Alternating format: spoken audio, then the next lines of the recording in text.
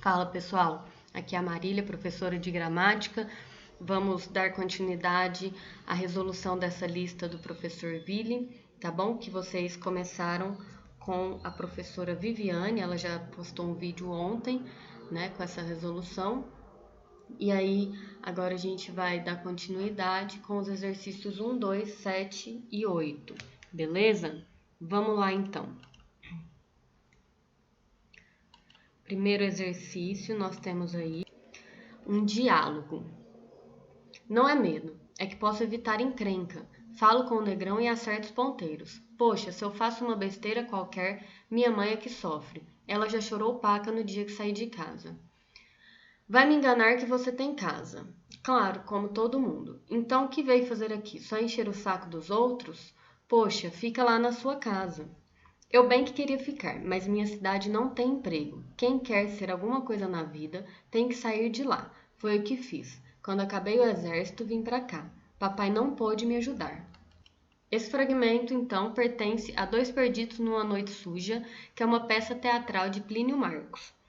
Considerando-se o diálogo estabelecido entre as personagens, reescreva a primeira fala de Tonho, adequando-a a uma situação comunicativa mais formal.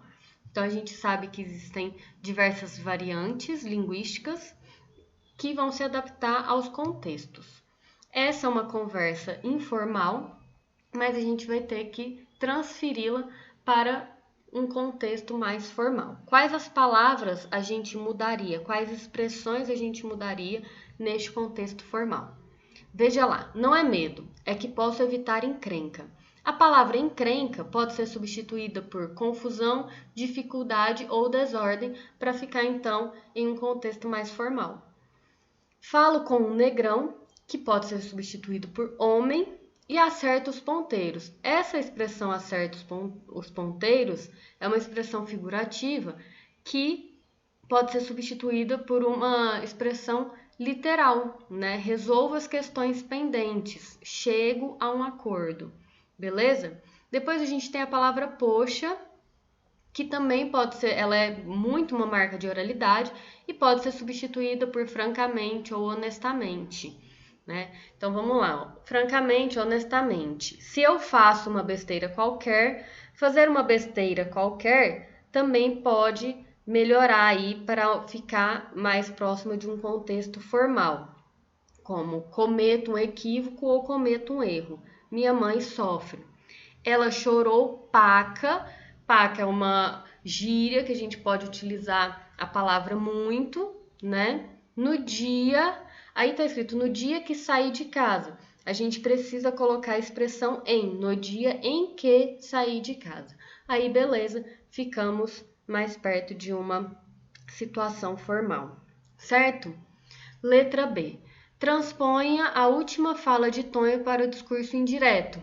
Aí a gente primeiro tem que lembrar que o discurso direto é aquele que dá voz à personagem, ela fala diretamente, e o indireto, o personagem vai falar pela personagem, certo?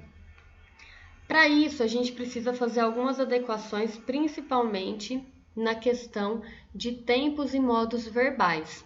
Vejam aí. Tonho afirmou que bem que queria ficar, mas a cidade dele não tinha emprego. Aí a gente já tem uma primeira adaptação do verbo ter. Ele está utilizado no discurso direto, no presente do indicativo, certo? Não tem emprego, ele vai ser substituído pelo pretérito imperfeito do indicativo tinha, certo? Depois vamos lá, ó. Quem quisesse ser alguma coisa na vida tinha que sair de lá. Aí a gente tem o verbo querer, que está no imperativo quer, e a gente vai substituir pelo imperfeito do subjuntivo quisesse, beleza? E depois temos novamente a mesma transição do verbo ter, do presente do indicativo para o pretérito imperfeito do indicativo tinha. Depois, nós temos verbos no pretérito perfeito do indicativo. Veja lá. Foi o que fiz. O verbo foi, o verbo fiz. Quando acabei o exército, o verbo acabei. Vim para cá. Papai não pôde me ajudar. Então, veja bem, como que isso vai ficar? A gente vai passar para o mais que perfeito do indicativo, simples ou composto.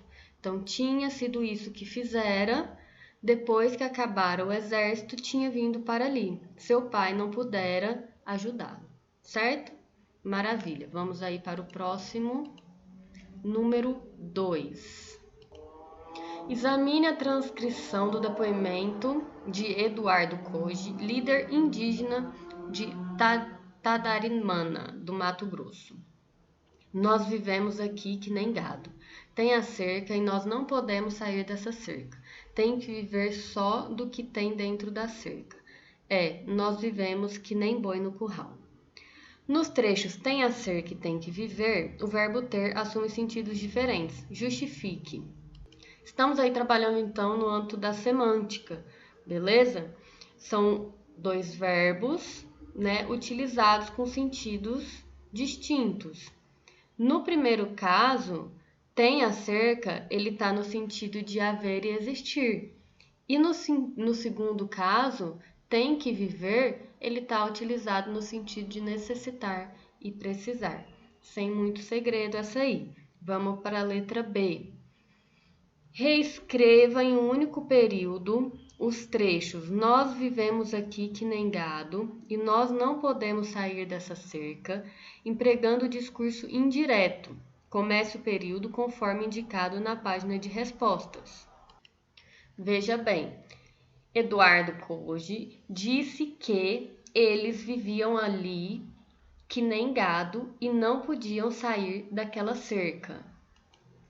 Aqui a gente tem a adaptação dos verbos viver e poder.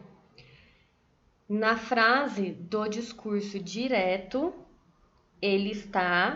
ambos os verbos estão no pretérito imperfeito do indicativo, certo? Desculpa, gente. Estão no presente do indicativo. Vivemos e podemos.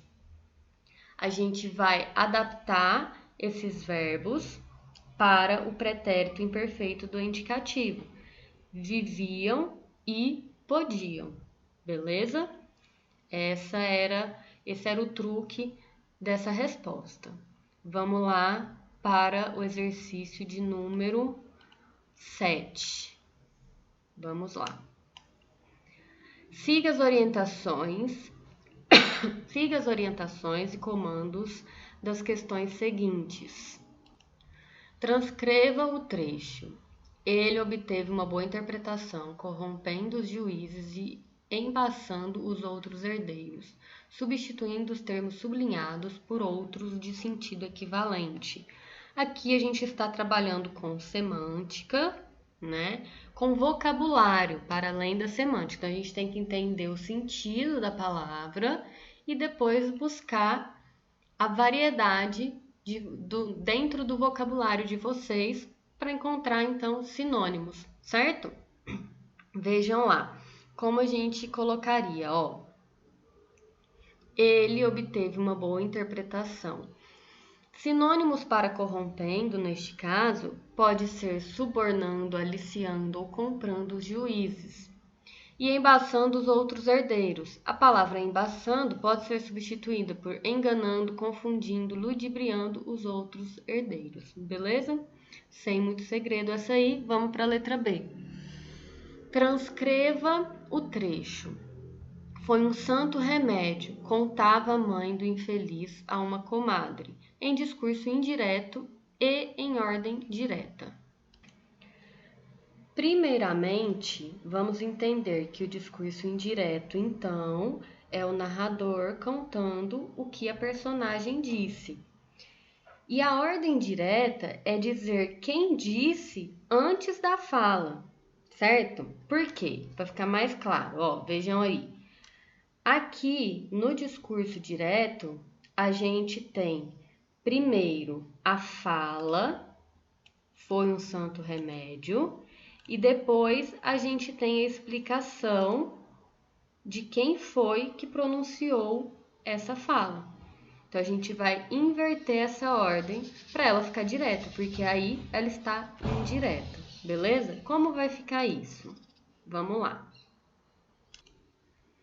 A mãe do infeliz contava a uma comadre que fora um grande remédio. A gente tem que observar então o verbo fora ou tinha sido em sua forma composta, porque trata-se da adaptação do verbo foi, que está no pretérito perfeito do indicativo, para o mais que perfeito do subjuntivo. Por que que isso ocorre? Porque ele se refere a uma fala que ocorreu no passado e essa fala conta algo anterior a esse passado.